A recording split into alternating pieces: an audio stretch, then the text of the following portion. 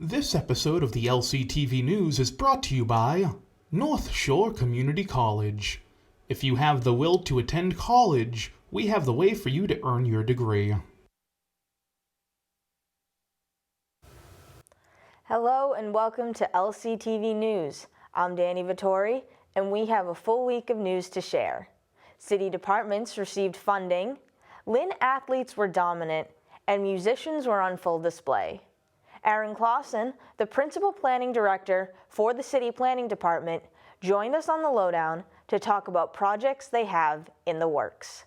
Here's the news for Friday, January 27th, 2023.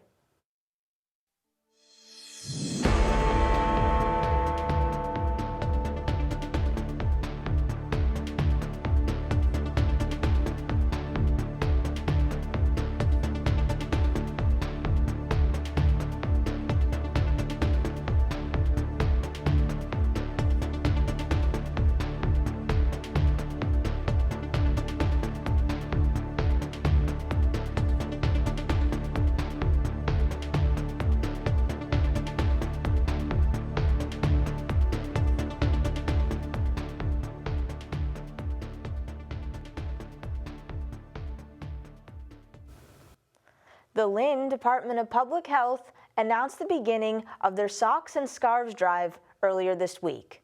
They're asking for new, unopened packages of socks, gloves, scarves, and hats for those in need. Anyone wishing to donate can drop their items off at the Health Resource Center, located in room 103 of City Hall during regular business hours this winter. The collected items will then be distributed to those in need in the community.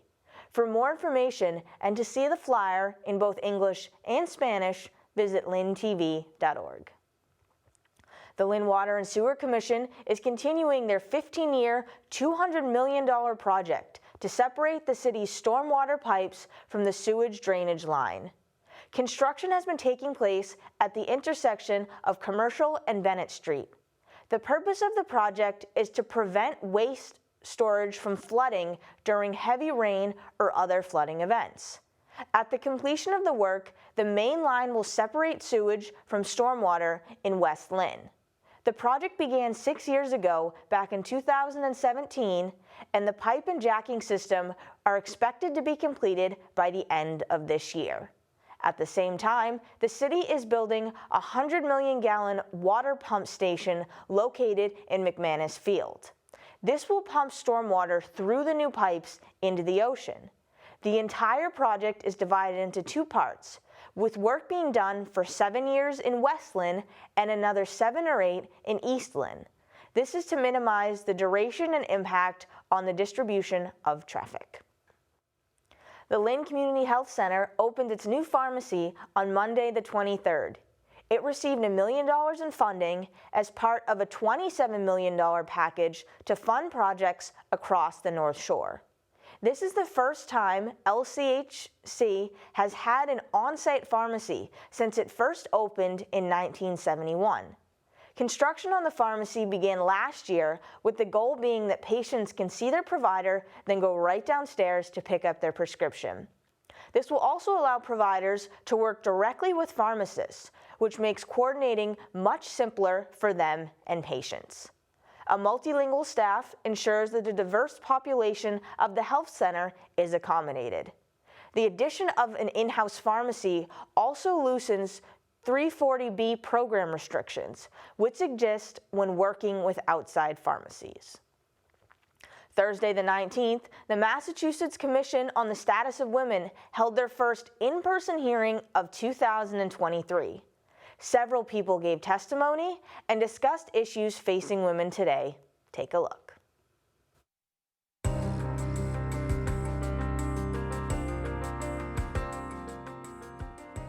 The MCSW was legislatively created in 1998 as an independent state agency seeking to advance equality for women across the state and to promote their rights and opportunities. Together, our purpose is to provide a permanent, effective voice for women throughout Massachusetts. We cannot do this work without all of you. I know every day personally I have a 10-year-old son. I'm constantly fighting to keep him home with me and not taken to a residential home. It's very, very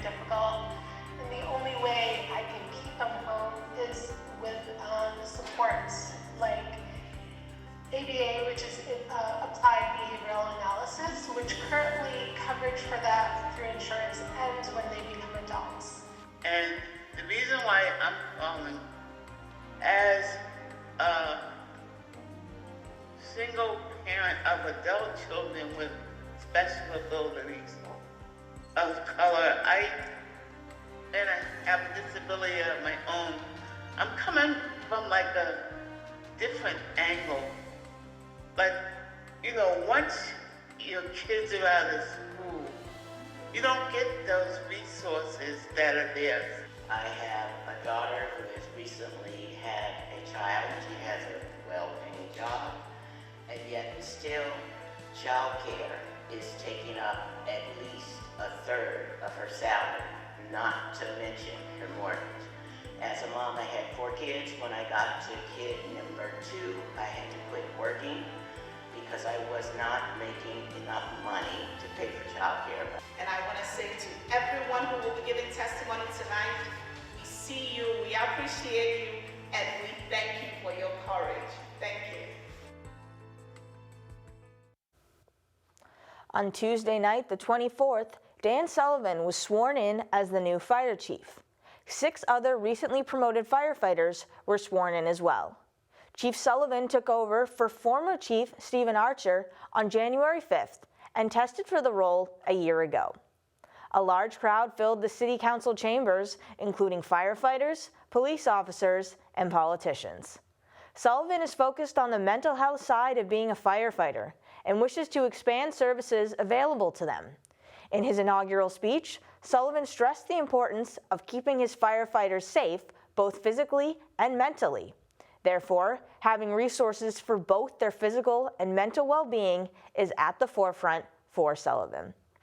Of the 6 other promoted officers, 2 became district chiefs, 2 rose to the role of captain, and the remaining 2 became lieutenants. Congratulations to all on their new roles. Chef Rachel Miller discovered her love for cooking at a young age and has worked at restaurants in Virginia and Boston. 2.5 years ago, she opened a pop-up, The Nightshade, in Boston and the North Shore. In October of 2019, she opened Nightshade Noodle Bar on Exchange Street in Lynn.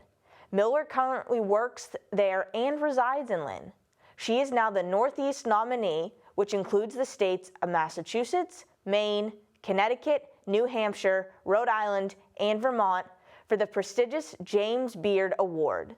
The James Beard Foundation, who gives the awards, was established 30 years ago to celebrate and support the people in America's food culture.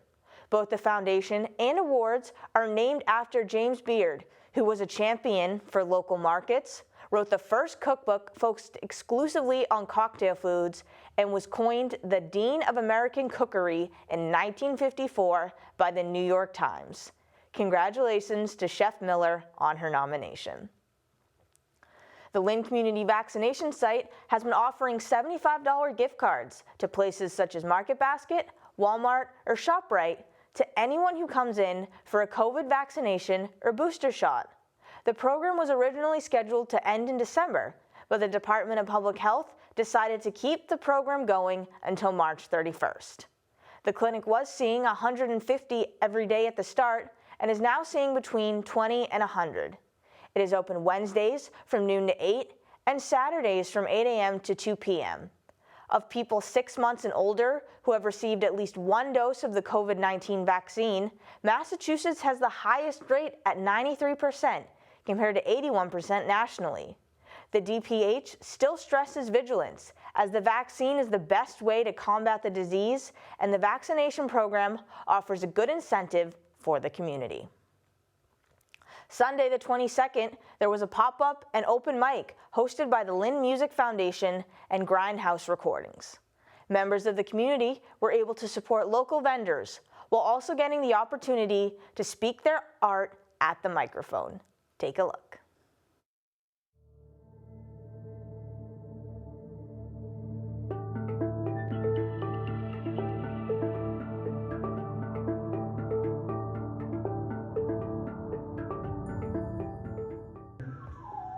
Humbled by the possibilities of what could have been had we met at another time or place.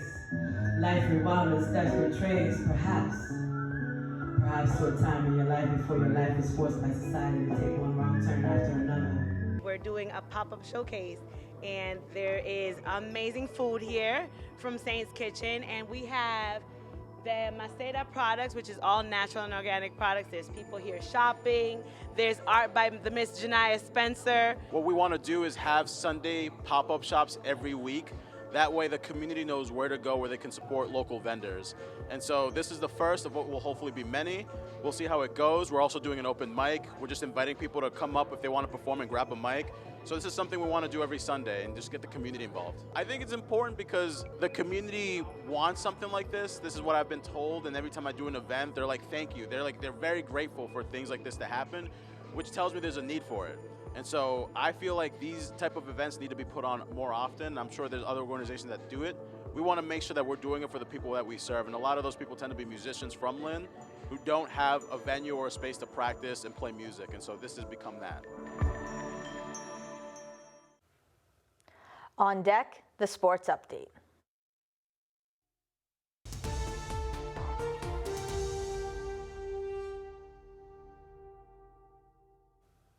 The St. Mary's boys track and field team won the CCL championship on Tuesday, downing Cardinal Spellman 52-39 to move to 5-0 overall and 4-0 in the conference. At 7-2, the St. Mary's boys basketball team is ranked second in Division III as announced by the MIAA on Friday the 20th. They defended this ranking by defeating Arlington Catholic 103-67 at home. Despite the snow outside, the Spartans were red hot inside as Derek Kulangis scored 21 points, followed closely by JJ Martinez at 20. Their girls team sits at 13-1 and is first in the Division III rankings after running over Arlington Catholic 68-17. Senior Spartan Keelan Prira scored a career-high 31 points, while 3 younger players also had strong nights. The Spartan boys hockey team played to a draw 2-2 in an away game versus Newburyport on the 21st. They then lost to Bishop Fenwick 4-1 at home. At 9-2-3, they are ranked 13th in the Division I power list. Their girls team played Notre Dame Highhams. The Spartans are ranked first in Division I girls hockey, while Notre Dame is ranked second. St. Mary's goalie Ange Catino blanked Notre Dame, and Maggie Pierce scored with only 33 seconds left in the game for a 1-0 victory. With this win, they protect their undefeated season and move to 13-0. The KIPP Academy girls basketball team has a positive attitude, and their coach says they are getting stronger despite suffering another loss 50-35 to the Fellowship Christian Academy on the 20th. Their boys team narrowly beat Whitlier 61-58 on a final 3-point shot. The Lynn Jets hockey team dropped their game versus Somerville 5-1 on the road. Despite the loss, goalie Steven Del Filippo had an impressive night with 58 saves on 63 shots. Lynn Tech boys basketball is having a strong season at 9-2 and are undefeated in their conference. Their last loss was to Classical, 50-44 in the holiday tournament, and they have been on a roll ever since, most recently beating the Minutemen Regional 90-53 and leveling Fellowship 82-22 to extend their winning streak to 6 in a row. Their girls team is doing just as well at 7-3, also defeating Fellowship 65-40. The Lynn English boys basketball team is ranked 12th in the MIAA Division I power rankings, sitting at 13-0. On the 24th, they had a 50-point victory over Medford, 83-33, all while playing every January game on the road. Their girls team is 8-4 and is 52nd in the rankings. While the Classical boys Rams came back from 21 down to best Revere in overtime, 55-53. They were down 47-33 in the fourth, but an 11-3 run put them back in the game. And Alimani Medina sank 2 free throws at the end of the fourth to tie the game at 51 and send it to overtime, giving them their 6th victory of the year. Their girls team sits at 14-0 after also defeating Revere 53-39. They are in first place in the Greater Boston League at 10-0, 2 ahead of Lynn English, who sit at 8-2. Both the Celtics and Bruins are in full attack mode entering the midway point of the season. The Boston Celtics are on a roll, notching their 9th win in a row with the 106-104 victory over the Toronto Raptors. They also pulled off a 121-118 overtime win versus the Golden State Warriors on Thursday the 19th. Against the Warriors, Al Horford contributed 20 points and 10 rebounds, with Jason Tatum once again being the top scorer at 34 points. Their 2-point defeat of the Raptors saw the bench step up as 4 Celtics went down with injuries. Marcus Smart and Robert Williams were ruled out at halftime, with Jason Tatum and Derek White also riding the bench in the last part of the game. Grant Williams stepped up in a big way, scoring 25 points, including going 4 for 6 on 3-pointers. Al Horford came up big for the 2nd game in a row, this time on defense, winning 2 jump balls late in the 4th to secure the victory. Their streak was snapped by the Miami Heat on the 24th, when the Celtics lost 98-95, and against the New York Knicks 120-117 in overtime, where Jason Tatum was also named an All-Star for the 2023 season. As the Bruins, they have built themselves a 6-game winning streak. A 3-1 defeat of the New York Rangers gave Bruins goalie Jeremy Swayman his 11th win of the season, with 31 saves on the night. The Bees split their goals evenly, scoring 1 per period, including one off a deflection by Pavel Zacha less than 2 minutes into the first period. A long-range snapshot by Bergeron on a pass from Brad Marchand put them up 2-0. Their final goal came on a breakaway by Marchand, who fed the puck to Connor Clifton for the score.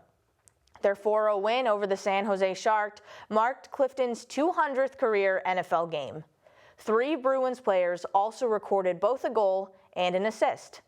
Linus Ullmark also broke a 93-year-old record, recording 25 wins in just 28 decisions, the fastest in NFL history.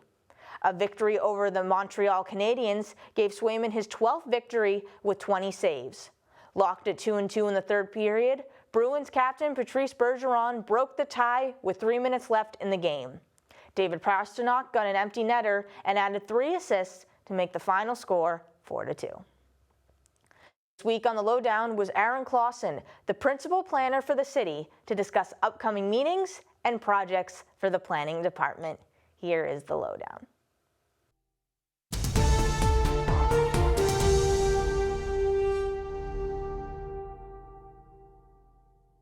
Good afternoon and welcome back to the Lynn Lowdown. I'm Dani Vittori, and today we have on a very special guest from the planning department. We have Aaron Clausen, the principal planner. Thanks for coming on the show. Yeah, my pleasure. Good to be here. I will start. I'm just going to jump right into it. So you said you've been the principal planning person for about 3 years. That's correct. Yeah. Yeah, going on April will be 3 years. So you went in like right during COVID. You just were thrown into it. Yeah, it's an interesting way to start a new job in any place. Complicated even more so coming into a new community as a planning director or a principal planner. Given that one of my key tasks was to create a planning department from scratch, in essence. Wow. Yeah, so the city hasn't had a planning department since 1998. And I think one of the objectives of bringing me in, and then the colleagues that we have now there with me, Lauren Drago as the associate principal planner, and Lucretia Thompson as the arts and culture planner, was to establish a planning department. And to do that in COVID, when you're trying to meet a new community, get ingrained in the day-to-day via Zoom is a bit of a challenge. But I will say the community has been very welcoming, and that made it a lot easier. Dynamic, even though we were challenged with COVID. And so what's your main job as the principal planner? That's a great question. It's a very fun job because part of what we do in the planning department is help the community come up with a vision for the city of the future. So much of what we do is forward thinking in that we're trying to identify where we want to be as a city in the next 5, 10, 25 years, depending on the particular project. And we're not necessarily tasked with creating that vision on our own. It's not how it's supposed to be. It's not a top-down kind of action. It's really from the bottom up. So our role is to set up the processes, to engage the community, ask the questions that need to be asked to help us create that vision, sort of fact-check that vision with the community, establish that, and then build a strategy and a framework to act towards that vision.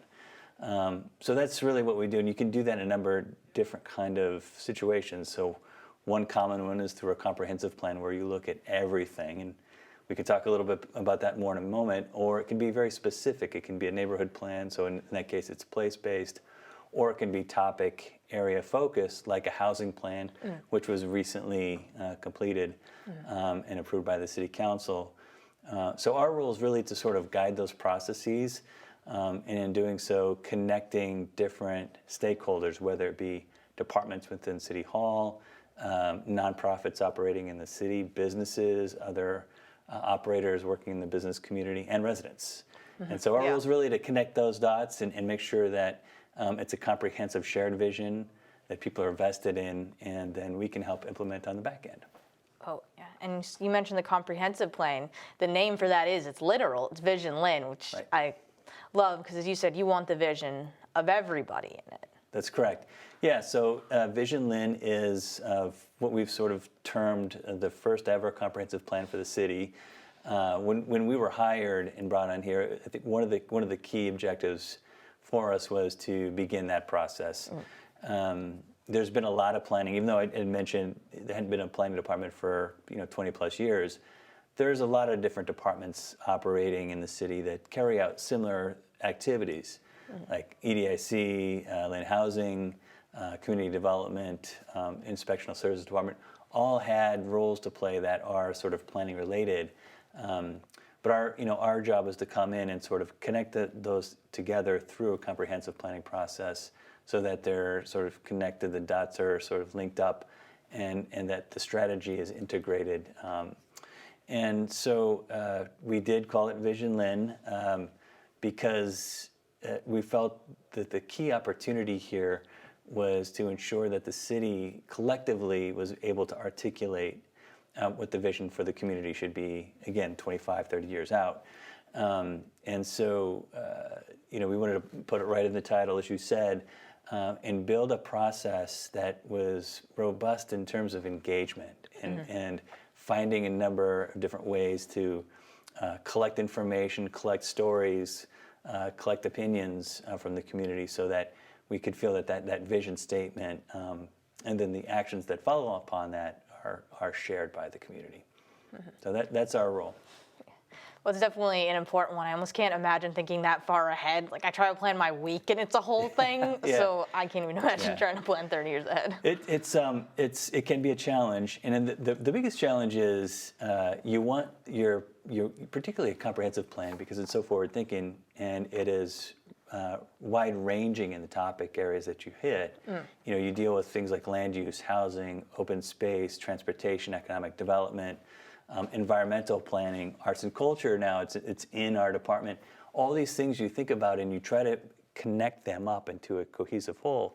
In the next 25 years, you want it to be aspirational. You really want your vision to shoot for the stars, recognizing that it may not be possible to achieve that over a 5, 10, 25-year period. But you want it to be aspirational, but you also want it to be grounded in reality, because you do need to be able to implement some of it, if not all of it. And so that's the challenging part. The fun part is to come up with huge, big ideas that get people excited. But the real challenge is, like I said, grounding that in reality. So you kind of have your head in the clouds, your feet on the ground. That's a good way to look at it, though. You're right. It seems like it could be kind of fun. And one of the big projects that I know you just got approved was the Harbor Park project, because the waterfront is such a huge deal in Lynn. I mean, most of it's along there. Yeah, and the Harbor Park project, it resulted from a planning effort. Now, this planning effort took place before I was here, so obviously can't take credit for that, but I always point that out because I think it demonstrates the value and power of a well-articulated plan. So the city completed an open space master plan in 2017 and a waterfront master plan update in 2018. Those documents went together to create a municipal harbor plan. And it's a lot of steps, planning steps, but it's important because that municipal harbor plan creates a regulatory framework, not just a vision for redevelopment of the waterfront, but a regulatory framework to carry that out. And one of the key objectives, or one of the key outcomes of that plan, was creating a signature park on the waterfront that was available for the community. And so the Harbor Park came out of that idea, and it's essentially transforming a former municipal landfill that has a failed cap on top of it, an environmental hazard, and transforming that into a community asset and a public open space on our waterfront, which I think everybody can agree is hard to get to. You know, our waterfront is not terribly accessible at this point. And so this is a project that came out of that and was very aspirational. I mean, taking a landfill and turning it into a park is not an easy thing to do, but it's an example of if you take the small steps over time, how you can achieve that. So where we're at right now is we have an agreement among 5 different parties. It's purely a private-public partnership between the property owner, which is Charter Environmental. They own that property as a private entity and are repairing the cap, but it's a partnership between them, the city, the state, Mass Development, which is a pseudo-state agency, and Lynn EDIC. And so our first step is to complete the capping effort, and in doing so, build a cap that can accommodate a park on top of it. You basically cap the landfill and drape over it, if you will, park elements. So walkways, landscaping, seating areas, and at the end of it, in 2025, the community will have a 20-plus acre park on our waterfront. It's the first phase. It's the first phase of at least 2 phases. The second phase of that is a shoreline restoration and additional park amenities. But we've reached a key milestone in making that agreement.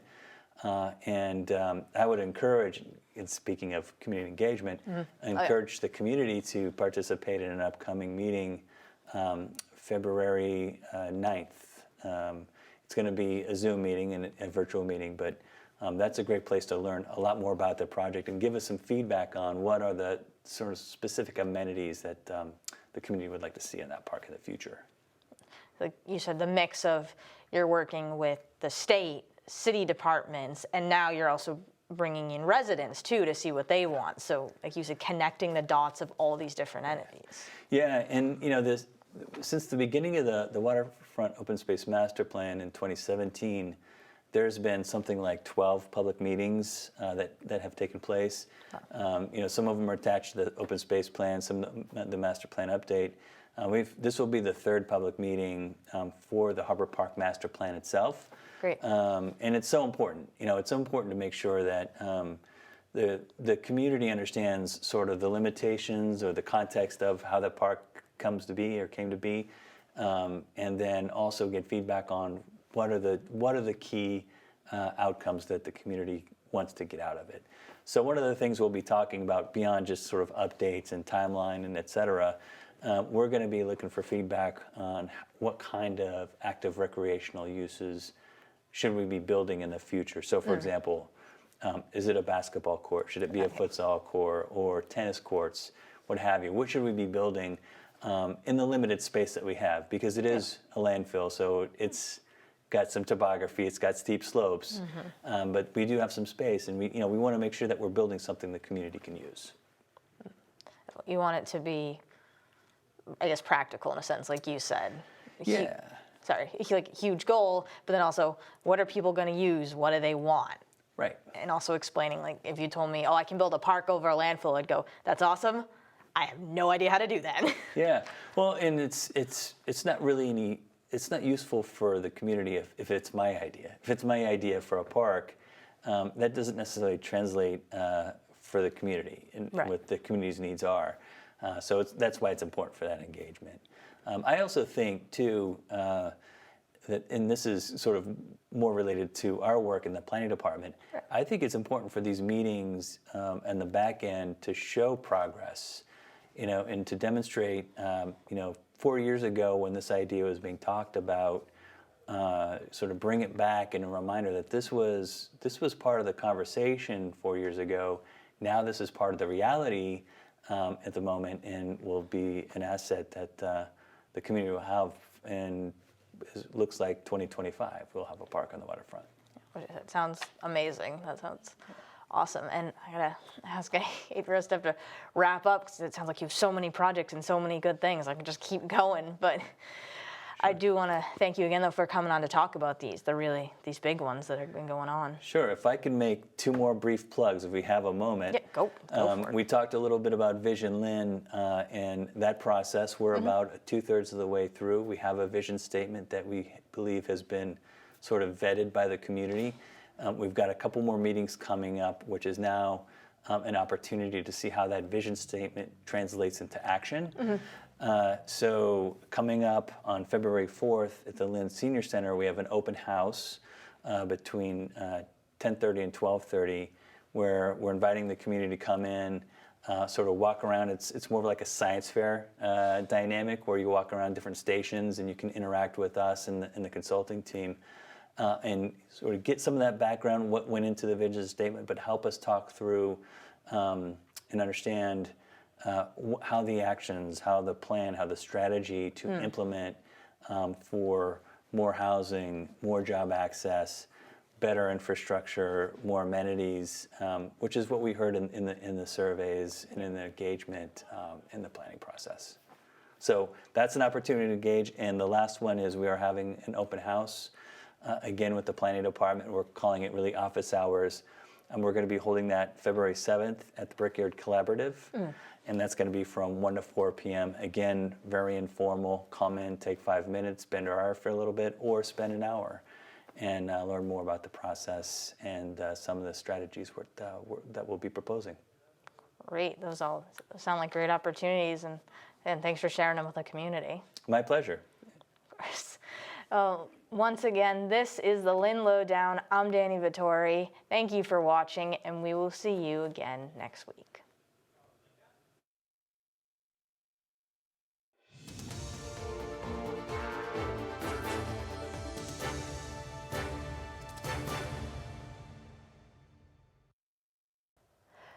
Now, the community calendar.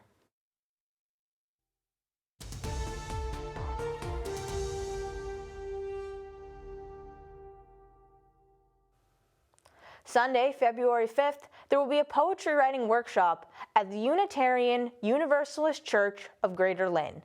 It is located at 101 Forest Ave in Swampscott and is happening from 11:30 a.m. to 12:30 p.m. Award-winning poet Clem Schoenbeck is leading the workshop, and his collection of poems, Where the Time Went, Poems at 80, was nominated for the Massachusetts Book Award for Poetry and Forward Indies Book of the Year. Anyone can participate, and if it is your first workshop, register beforehand. To access the registration link, go to lyntv.org. Mayor Nicholson will have his first State of the City on Tuesday, February 7th at 6 p.m. It will take place in City Council chambers, and LCTV will also be broadcasting it live for those who are unable to attend in person. Also on the 7th is the opening night of the local Black Excellence display from 6:30 to 8:30 p.m. at City Hall. There will be several speakers between 6:45 and 7. For the remainder of the event, guests can eat, take pictures, and socialize. For more on the events mentioned and all events happening in the city, go to lyntv.org. That brings us to the end of this week's news. Follow us on social media at Lynn Community Television, and go to our YouTube page, Lynn Community Television, to watch all our latest videos and get updates on meetings and events. And visit lyntv.org to read press releases, watch videos, and see our community calendar. I'm Dani Vittori, this is LCTV News, and we will see you next week.